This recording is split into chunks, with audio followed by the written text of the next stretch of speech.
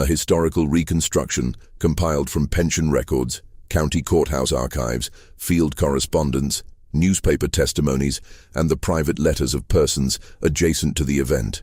All quotations reproduced here were gathered by the author across multiple decades of research. The central subject, referred to throughout as Corporal Edmund Voss, gave no formal statement, no deposition, and no interview of record. He is reconstructed entirely through the testimony of others.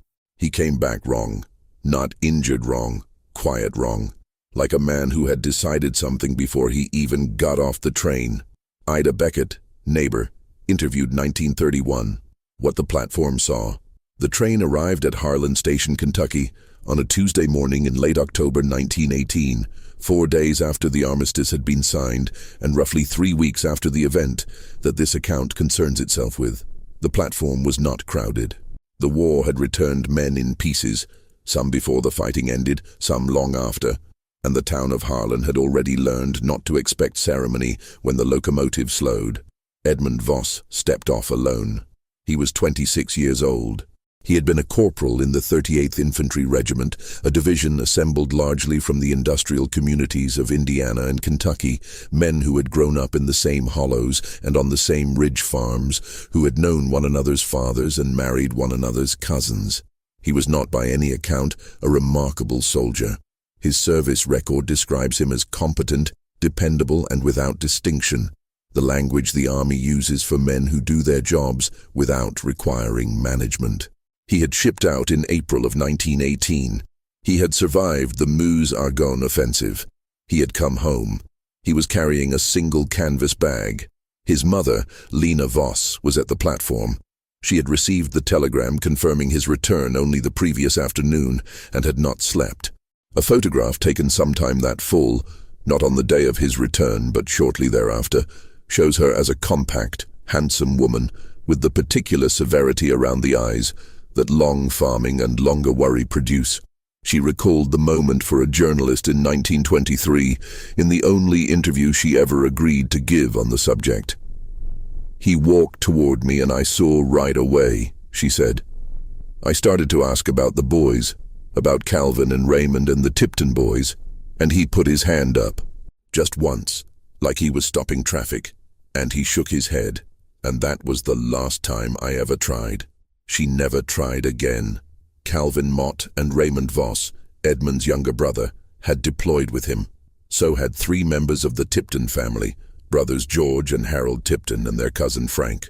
5 men from Harlan County. 1 man came home.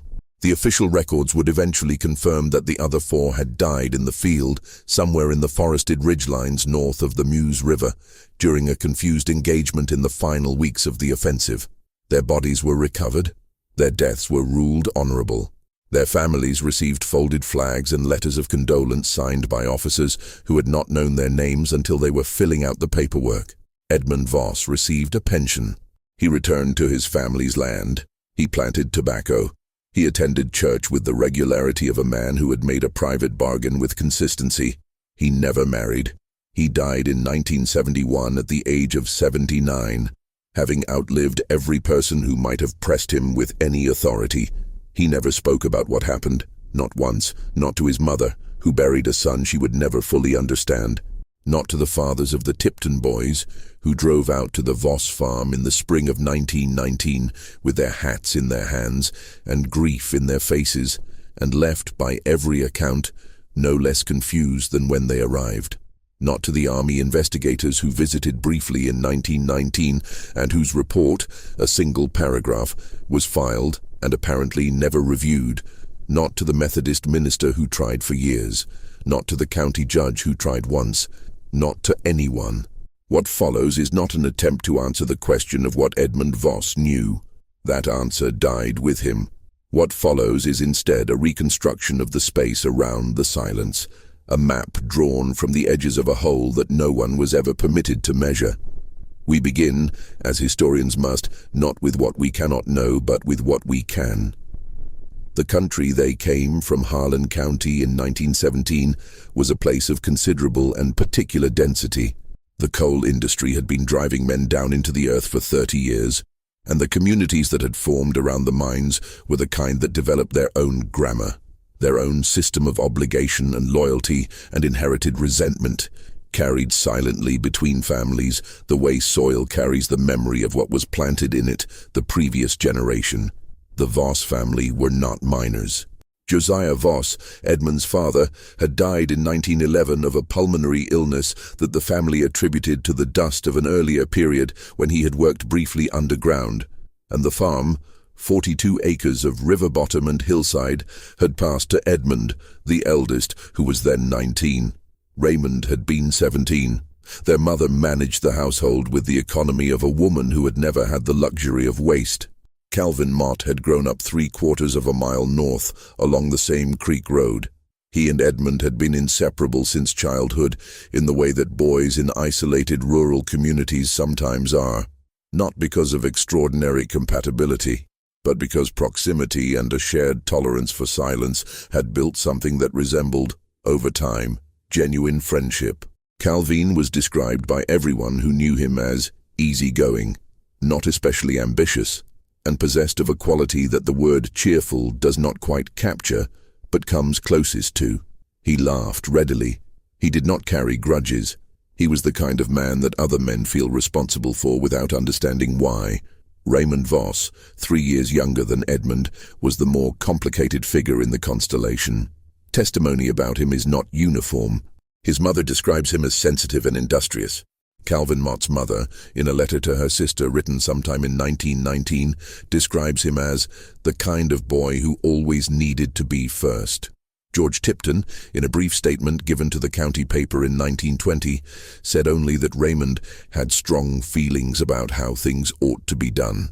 What these characterizations converge on is a picture of a young man with an internal precision, someone who measured things, who kept accounts, who experienced disorder as a personal affront. The Tipton brothers, George and Harold, and their cousin Frank, had grown up on the eastern edge of the county. They were not intimates of the Voss family in the way Calvin was, but Harlan County was small enough that their connections were multiple and overlapping. George had done some work for Edmund during a harvest season. Harold had briefly courted a girl who was a cousin to the Voss boys on their mother's side. Frank Tipton was the quietest of the three and the one about whom the least can be said, which is itself perhaps meaningful. The dead who leave the thinnest records are often those who were most carefully ordinary, who did not generate incident, who lived by accommodation. They enlisted together, all 5 of them. Not in a single gesture of shared patriotism. The historical record does not quite support the romantic version of that story, but within the same 6-week window in the spring of 1917, drawn by the same combination of social pressure, economic calculation, and the particular form of masculine restlessness that has sent young men toward organized violence in every era with a consistency that should trouble us more than it does. They trained at Camp Taylor, near Louisville. They shipped out from New York in April 1918. What the letters home reveal about this period is, in retrospect, carefully ordinary. Edmund's letters to his mother are functional, accounts of food, of weather, of the small bureaucratic textures of military life. He describes a train ride through France with the eye of a man cataloguing what is different from what he knows. He asks after the tobacco. He does not philosophize. Calvin Mott's letters to his mother, which she preserved and which were eventually donated to the County Historical Society, are warmer and more personal. He writes about missing specific things, names specific people, draws small, inexpert sketches of French farmhouses in the margins. Raymond's letters, of which only 3 survive, are formal to the point of stiffness and contain almost no personal content whatsoever.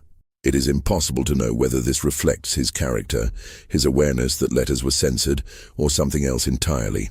The Tipton boys' correspondence has not survived in any organized form.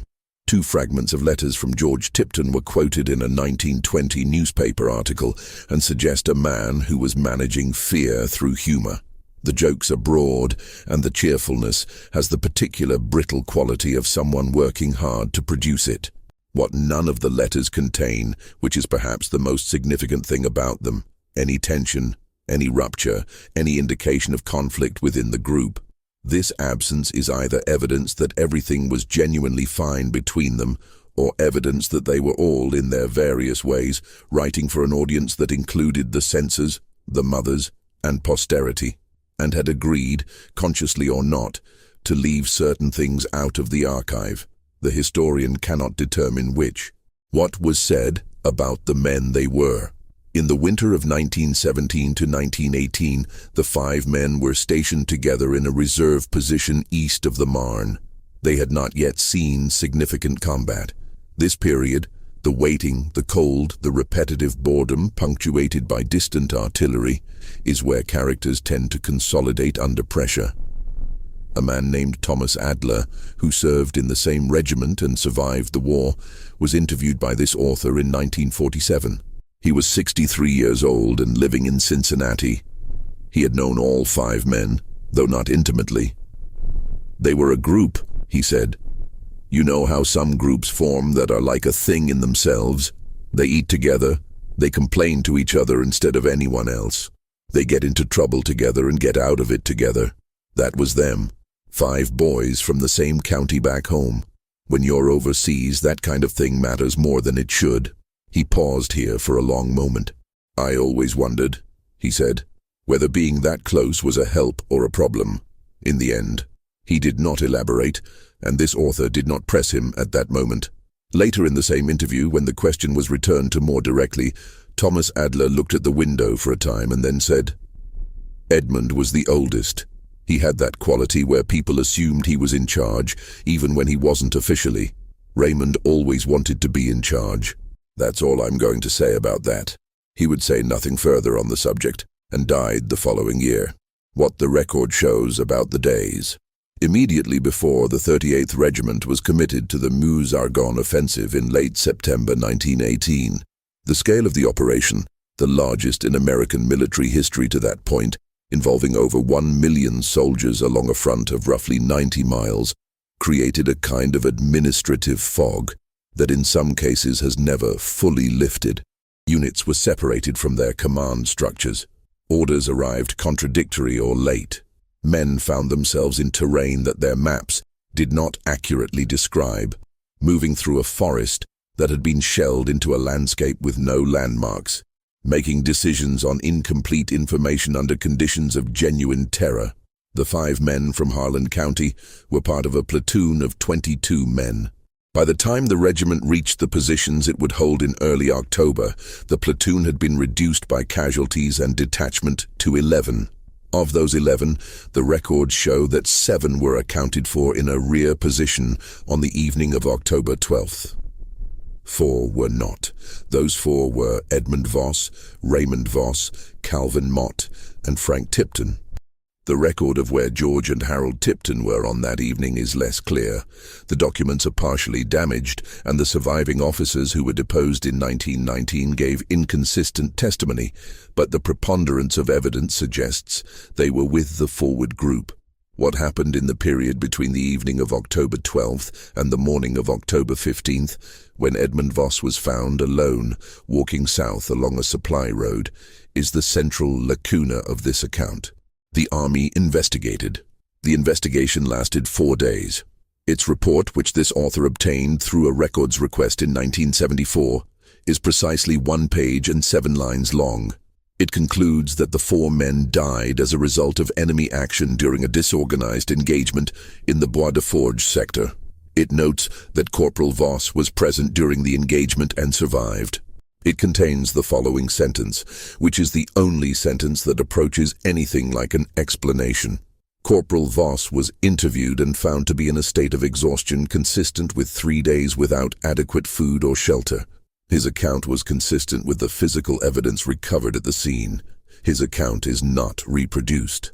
The file contains no transcript, no notes, no second officer's summary.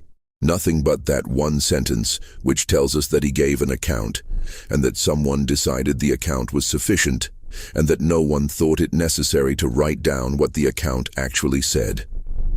Whether this represents administrative carelessness, deliberate suppression, or something more ambiguous is a question that the record alone cannot answer. The last confirmed hours. What can be reconstructed of October 12, 1918, draws from 4 sources. The partial war diary of Sergeant Willis Crane, who commanded the platoon, a deposition given by Private Arthur Lesh in 1919, the geographic and physical evidence documented in the Army report, and a single letter written by Calvin Mott on the night of October 11th, the last letter he ever wrote, which was found on his body when it was recovered and forwarded, unopened, to his mother. Calvin's letter has been quoted selectively in several accounts. What it says, in full, is this: "Dear Mother, I am writing this from the ground because there is nowhere else to write from. We have been moving for 4 days, and I am very tired and very cold, but not hurt. Edmund and Raymond are with me. I'm not sure I should say more than that. I want you to know that I have been thinking about home very specifically. The particular way the creek smells in October, the sound the barn door makes, I have been keeping those things close. I will write more when there is more to say. Love, Calvin." That phrase, "I am not sure I should say more than that," has attracted considerable attention from the few researchers who have examined this case. It could mean nothing. It could mean that Calvin was aware of censorship protocols and was being cautious. It could mean that something had already happened within the group, some conflict, some development, that he did not want to commit to paper. We cannot know.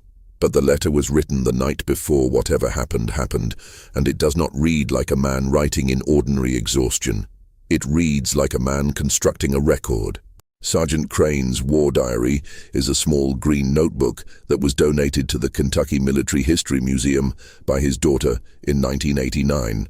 It is written in pencil in a hand that deteriorates as the offensive progresses, reflecting the cumulative exhaustion of weeks of sustained combat.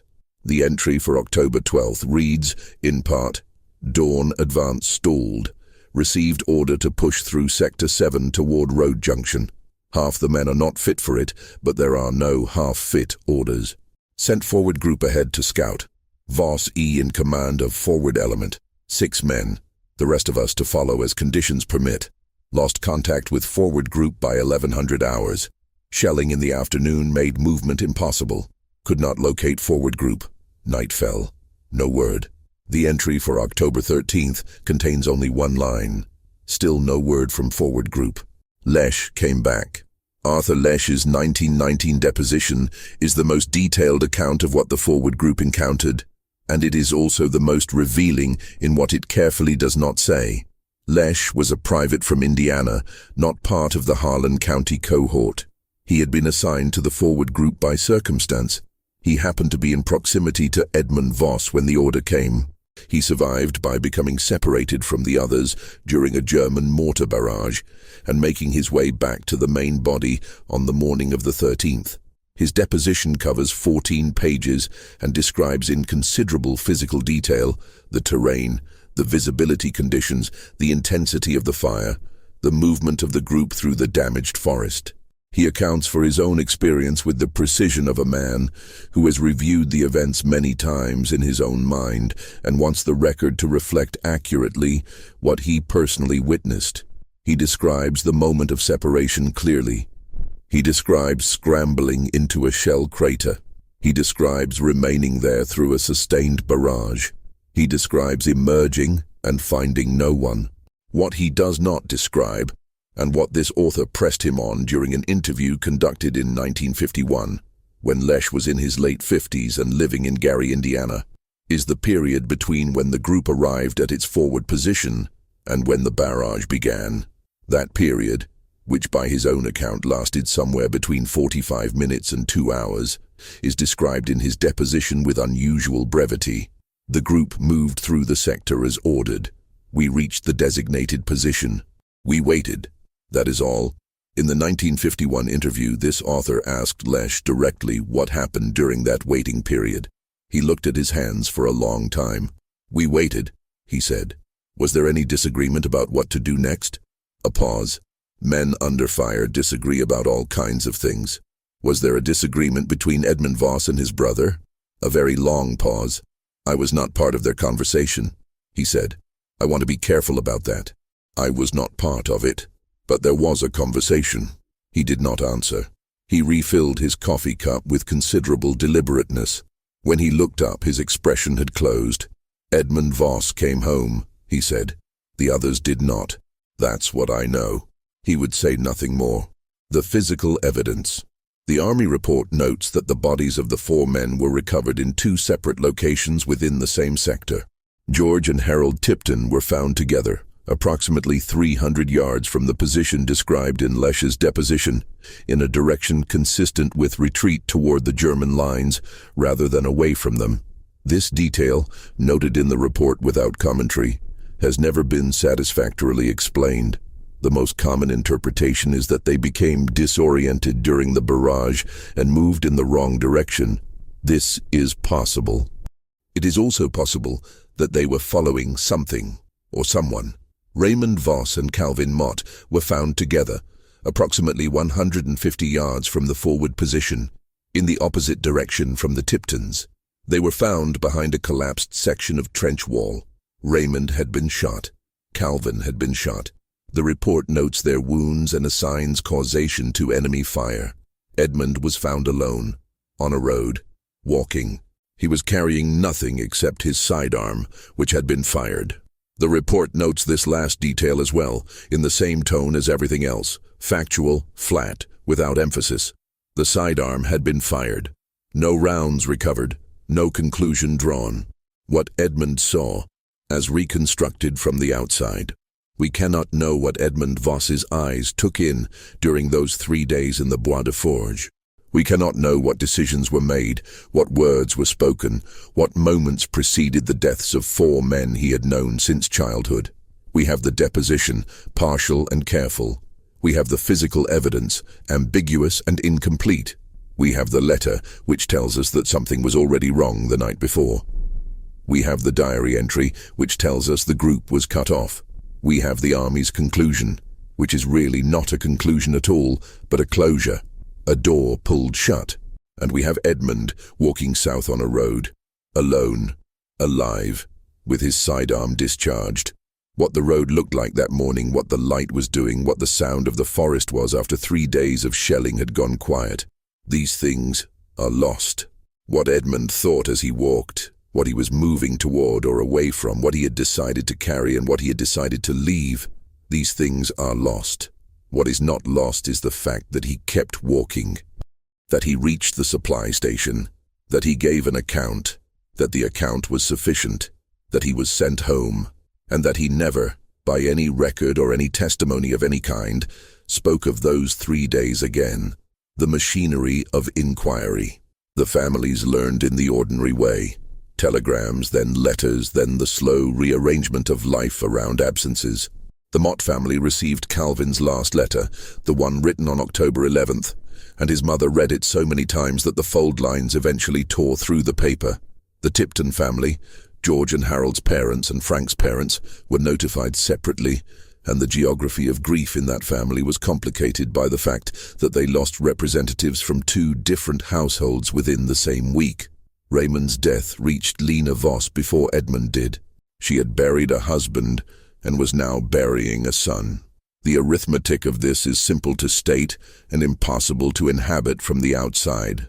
Edmund arrived 3 weeks later. The first weeks were managed by the mercy of necessity. There was a farm to run, a winter to prepare for, a mother to support. Edmund worked. People observed that he worked with the consistency of a man who needed work the way other men needed sleep, as though stopping might permit something to catch him. He did not speak about France. He did not speak about Raymond. When neighbors offered condolences, he received them with a nod and redirected the conversation with the skill of someone who had thought carefully about how to do this. The Mott family came first. Calvin's mother, Emma Mott, was by all accounts a direct woman who had no talent for circumlocution and saw no value in it. She came to the Voss farm in November 1918, 2 weeks after Edmund's return, and sat across from him at the kitchen table. Lena Voss was present. Emma Mott asked, in terms that her granddaughter described to this author in 1982 as gentle but absolutely plain, what had happened to her son. Edmund looked at the table. Then he looked at Emma Mott. Then he said, "He didn't suffer." Emma Mott, Her granddaughter reported waited for more. There was no more. She waited long enough that the silence became a presence in the room. Then, she put on her coat and left. She never returned to the Voss farm. She and Lena Voss had been friendly neighbors for 20 years. After that visit, they were civil and nothing more. Grandma always said, Emma Mott's granddaughter told this author, that it wasn't that he wouldn't answer. It was that he'd chosen the one answer that told her something without telling her anything. He didn't suffer. She spent the rest of her life trying to figure out what that meant. The Tiptons. Robert Tipton, father of George and Harold, drove out to the Voss farm in the spring of 1919 with his brother-in-law, who was Frank's father.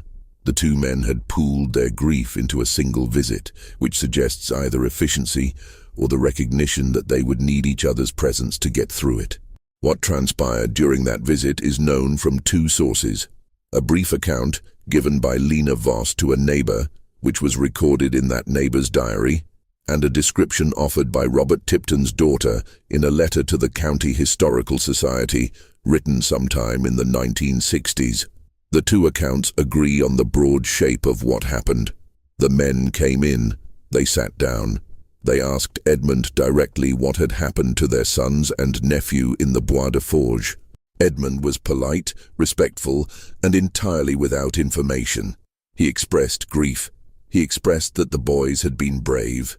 He did not say anything specific. When Robert Tipton asked about the detail from the army report, why George and Harold had been found moving in the direction of the German lines, Edmund said that the forest was confusing, and that men became disoriented, and that this had happened to many men in that engagement. Robert Tipton's daughter's letter notes that her father came home and sat at the kitchen table and said to her mother, "He told us nothing, but he wasn't lying. I could tell he wasn't lying. Whatever he's keeping it deliberate." The Tipton side of the family did not press the matter further. The Army's visit. In March 1919, two officers from the Army's Casualty Review Office came to Harlan County. They visited Edmund at the farm. The visit lasted, by Lena Voss's account, approximately 1 hour. She was not in the room. She has said that Edmund asked her to remain outside. She could hear, she told the journalist in 1923, that there was conversation, but could not make out words.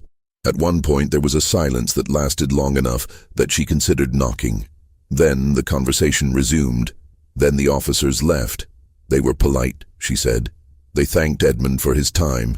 They drove away in a government vehicle. No formal additional report was ever generated from this visit. No charges were ever brought. No inquiry was ever reopened. Whatever Edmund said in that room, or didn't say, it was enough. For the Army, the matter was closed. The years of ordinary accumulation. The decade following Edmund's return is documented largely through absence. The town records, the church rolls, the agricultural surveys that place him firmly in the landscape of ordinary rural life. He is present. He is functioning. He is not, by any visible measure, broken. But there are traces. The Methodist minister, Reverend Thomas Bale, kept a pastoral diary. He does not reproduce conversations with parishioners directly. His training prevented this, but he does record impressions. An entry from 1922 reads, "Spoke at length with E.V. after service. He carries something. I pressed gently and he received my pressing with courtesy but did not open. I believe he has made peace with whatever it is by deciding that peace and silence are the same thing. I am not certain he is wrong." In 1924, a journalist from a Lexington paper came to Harlan to write a piece on local men who had served in the war. He sought out Edmund. Edmund declined to be interviewed. The journalist, resourceful and persistent, gathered testimonies from neighbors and family instead, and the piece that resulted, which this author located in the Lexington newspaper archive, is a curious document. 3 columns of print about a man who is almost entirely invisible within it, present only in other people's descriptions of his silence. The journalist noted in a sentence near the end that the editor apparently allowed to stand, that he had spoken briefly with Edmund at the edge of the farm property when Edmund was coming in from the field, and that Edmund had said, "There's nothing to tell that would help anyone." The journalist printed this and evidently felt it was the whole story. What the neighbor saw, Ida Beckett, whose testimony opens this account, lived a half-mile from the Voss farm. She was 10 years older than Edmund and had known him since his boyhood. She was a woman of considerable perceptiveness and no particular delicacy, and she watched Edmund Voss across the fence of decades with the kind of attention that long rural proximity makes possible. This author interviewed her in 1931, when she was in her mid-60s, and Edmund was still a relatively young man in his late 30s. "He's not haunted," she said. "That's what people want to think, that he's haunted. But he's not haunted. Haunted men don't function. Haunted men drink themselves down or get the shakes or need their wives to talk them through the nights. Edmund gets up and works, every day. He doesn't drink more than a little. He sleeps." She paused. "He decided something," she said. "That's different from haunted. A haunted man can't stop thinking about it. Edmund stopped thinking about it a long time ago. He thought about it, he made a decision, and then he put it away. What I see in him, and I've been watching for 13 years now, is a man who pays a particular kind of attention to the people around him, like he's keeping watch. Not afraid, just watching to make sure things are all right." She looked out her kitchen window at the mid-distance. "That's a man with a responsibility he gave himself," she said. "Not guilt, responsibility. There's a difference." What Edmund said once. Almost. There is one recorded moment in which Edmund Voss came close to speaking. It occurred in 1927 at the funeral of Calvin Mott's mother, Emma. Edmund attended. He sat in the back of the church. He was observed by several people to be crying, the only time in the memory of any living witness that he was seen to do so in public. Afterward, at the graveside, he stood for a time at Emma Mott's coffin. He was alone. The other mourners had moved toward the reception. A woman named Clara Ridgely, a distant Mott relation who was present, watched from a distance of perhaps 20 feet.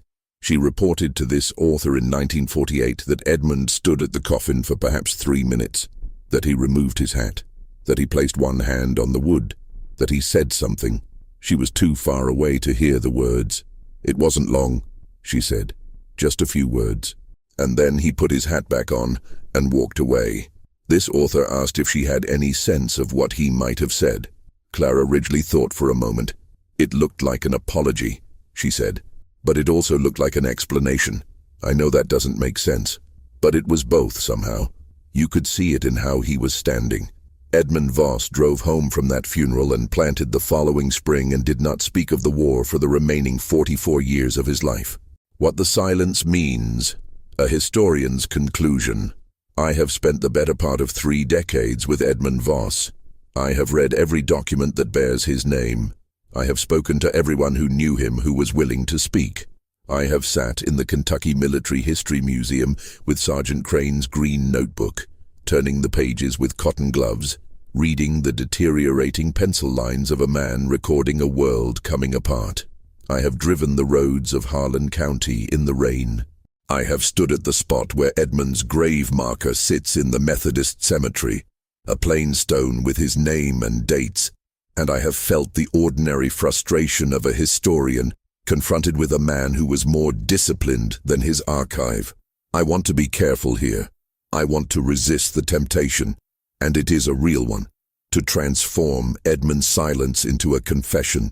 The most dramatic reading of this story is that Edmund did something terrible in those 3 days in the Bois de Forges, that he killed someone or failed someone or made a choice that caused deaths, and that his silence is the silence of guilt wearing the costume of stoicism. That reading is available. The evidence does not foreclose it, but I do not believe it is the right one. Here is what I believe, stated as carefully as I can. I believe Edmund Voss watched 4 men die, men he loved, in the complicated and unspoken way that men of his time and place loved each other, and that he understood, in the immediate aftermath, or perhaps in the weeks that followed, that the truth of what happened would accomplish nothing for anyone still living, that it would give Emma Mott not resolution, but a different, sharper grief, that it would give Robert Tipton not answers, but a reason to direct his pain at a specific target, that it would give Lena Voss, who had already buried a husband and a son, a version of Raymond's death that she would not be able to put down. I believe he calculated this, not cynically, not to protect himself or not only to protect himself, but because he understood something that the families, in their grief, could not yet understand, that knowing does not always help. What do I base this on? Not on any single piece of evidence, but on the accumulation of small observations. The way he managed the Mott family's first question with a single sentence that was technically informative and emotionally humane. The way Robert Tipton said he wasn't lying. The way Reverend Bale wrote that Edmund seemed to believe peace and silence are the same thing. The way Ida Beckett distinguished between haunted and responsible, and chose responsible. The way Edmund stood at Emma Mott's coffin in 1927 and said something that looked like both an apology and an explanation. A guilty man avoids the dead. Edmund Voss sought them out, tended to their families, paid attention, kept watch. A haunted man is imprisoned by what he cannot say. Edmund Voss seems by every account to have been a man who had made a decision and lived inside it with a kind of deliberate peace. What we do not know, and why it matters. I do not know what caused the Tipton brothers to be found moving toward the German lines. I do not know what Raymond Voss and Calvin Mott were doing behind the collapsed trench wall. I do not know who fired Edmund's sidearm, or at what, or in what sequence the events of those 3 days unfolded. I do not know what account Edmund gave the army investigators, or why it was sufficient to close the file. I do not know what he said to the 2 officers in March 1919 while his mother waited outside and heard silence. I do not know what he said at Emma Mott's coffin. These lacunae are permanent. The men who might have illuminated them are dead. The documents that might have filled them were apparently never generated, or were generated and are lost, or were generated and suppressed, or were generated and destroyed. The archive ends where it ends. What I know, what I can say with confidence after 30 years, is that Edmund Voss chose his silence the way a man chooses a vocation, with care, with consistency, with the understanding that some burdens cannot be shared without simply redistributing them, and that redistribution is not the same as relief. He carried what happened in the Bois de Forges, the way the forest there carried the memory of the shelling, not obviously, not dramatically, but permanently, in the texture of what he became. He was shaped by it. You could see the shape if you looked carefully enough, but the thing that had made the shape was never visible. The last entry, Edmund Voss died on a Tuesday in March 1971. He died in the house where he had been born, in the same county where he had been born, surrounded by the same landscape he had described to his mother in that first careful letter from France, 53 years earlier. He had never left Harlan County for more than a few days at a time after his return from the war. Whether this was contentment or a chosen form of confinement or some combination of the two, no one can say. He left no diary. He left no letter of explanation. He left the farm, the plainstone, the pension records, the official silence of the army file. He left one thing that might be considered personal, a photograph found among his effects by the neighbors who managed his estate. It was a group photograph taken at Camp Taylor in 1917, before the men shipped out. The 5 of them are standing in a row. Edmund is at one end. Raymond is beside him. Calvin is in the middle, grinning in that way Clara Ridgely's account suggests was characteristic of him. George and Harold Tipton flank the right side. Frank Tipton is standing slightly apart from the others, squinting into the light. All of them are young. All of them are alive. All of them are looking at the camera with the particular expression of men who do not yet know what is coming. On the back of the photograph, in Edmund's handwriting, there are 5 names. Nothing else. No dates, no sentiment, just the names, written carefully, in the order they appear in the image. His own name is last.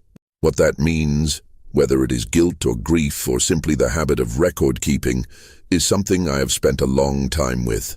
I have no answer. The photograph sits in the County Historical Society now, in an archival sleeve, available to anyone who wants to look at it. What I can tell you is that the handwriting is very steady, that it does not look like a man confessing. It does not look like a man unburdening himself.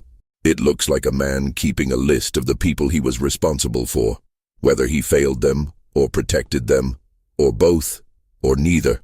The silence is the ending. That is all Edmund Voss ever intended to leave us. And somehow, it is enough. Research concluded. Harlan County, Kentucky, 1975. This account was compiled from public records, private correspondence, oral testimony, and material held in the Kentucky Military History Museum and the Harlan County Historical Society. Some names of secondary figures have been altered at the request of surviving families. The central subject, Corporal Edmund Voss, 38th Infantry Regiment, United States Army, is identified by his true name as he cannot object, and as the record would not be served by his absence from it.